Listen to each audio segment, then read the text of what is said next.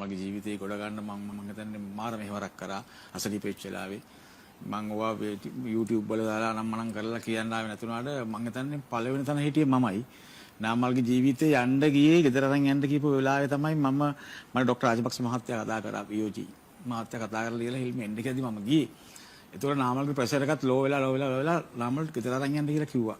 ඒ බාහිර ડોක්ටර් අරන් යන්න කිව්වා ගෙදර ජීවත් කරන්න බෑ කියලා. ඒතකොට රාජපක්ෂ මහත්තයා මම ඇහුවම මම කිව්වා මේ මොකද කරන්න කිව්වම රුවන්ති අඬනවා එතකොට 38 වාට්ටුව මම හිතන රාගම.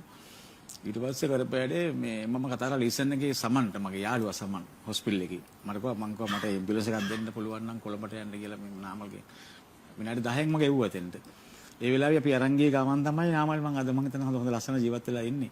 ඉතින් මම මේ කවදාවත් කියලා නැහැ මට දැන් මේක ඉබේ කියුනේ. ඉතින් මම හිතන්නේ මේ මට නම් ඉතින් ඕවා ප්‍රශ්නයක් නෙමෙයි මම හැමෝටම උදව් කරනවා. නාමල්ට මම ඒ අසනීපෙල්ල ගොඩක් ළඟ හිටියා. ඉතින් එතකොට මිනිස්සුන්ට ගොඩක් වෙලාවට කෙලෙහිගුණ කියන දේ අමතක වෙනවා ටක් ගාලා. ඒක මට ප්‍රශ්නයක් නෑ. මම ඒ කරපු හොඳ ඒ කොහේරි තියෙනවා මගේ. මං ඉසිදයක් කෙනෙක්ගෙන් බලාපොරොත්තුව මට මං ගැන කියපන් මාව උඩින් තියාගෙන හිටපන් කියලා මං එහෙම කියන්නේ නෑ. මං දන්නවා කවුරුත් එහෙම තියන් ඉන්නේ නෑ. ඕනම කෙනෙක් ටක් ගාලා බිමින් තියෙනවා. ඒක තමයි සාමාන්‍ය මනුස්සයාගේ ස්වභාවය.